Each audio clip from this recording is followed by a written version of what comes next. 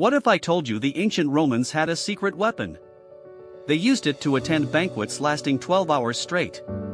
They'd eat, then vomit, then eat again, repeatedly. Picture this: Rome, 100 AD. The wealthiest citizens gather for a feast. These aren't casual dinners. Some lasted from sunrise to sunset. Slaves prepared hundreds of dishes. Flamingos, peacocks, fish imported from distant seas. The goal? Display absolute wealth and power through excess. And here is where it gets insane. The Romans didn't just eat a lot. They developed an entire system for eating more. They'd recline on couches and gorge themselves. Then here's the crazy part: they'd excuse themselves to a special room called a vomitorium. Not for vomiting, but nearby. They'd induce vomiting using a feather. Clear their stomach. Return hungry. Eat for hours more. This wasn't gluttony, it was a cultural flex. Historians found evidence everywhere. Paintings showed the practice. Medical texts documented it. Wealthy Romans bragged about their capacity. The bigger the feast you survived, the more powerful you appeared. Your stomach capacity became a status symbol. Literally. But it gets crazier. Archaeological digs uncovered something disturbing. The vomiting wasn't always voluntary. Some Romans consumed a drink called pasca. It was essentially spoiled wine mixed with herbs. The mixture triggered automatic vomiting. They engineered their own nausea. On purpose. To keep eating. And here is where it gets insane.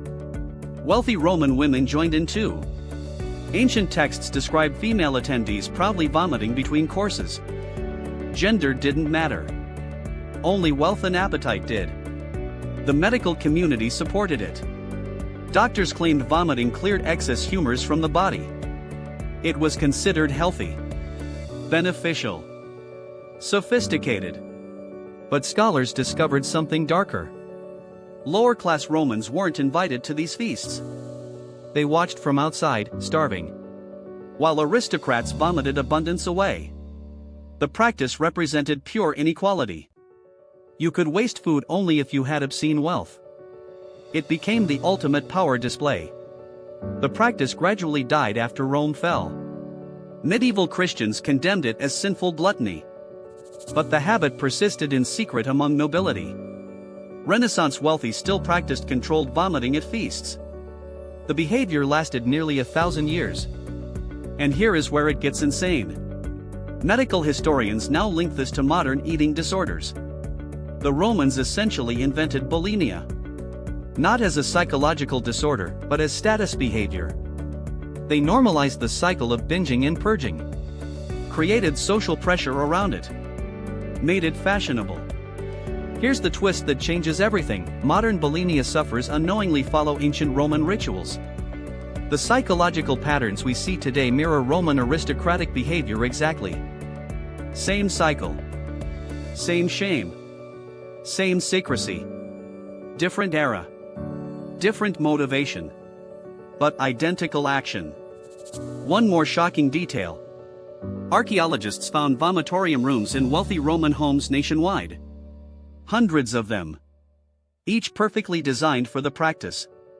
Some had running water. Decorative tiles. Handles to steady yourself. The Romans engineered architecture around their binge-purge cycle. The Romans invented the first form of an eating disorder. They normalized it. Celebrated it. Built structures around it. And centuries later, the same behavior emerged as a mental health crisis. History doesn't repeat. But human behavior sure does. This story shows how culture shapes what we consider normal. What seems insane now might seem fashionable tomorrow. What we think is modern often repeats ancient patterns. Subscribe for more mind-blowing facts about history's weirdest behaviors.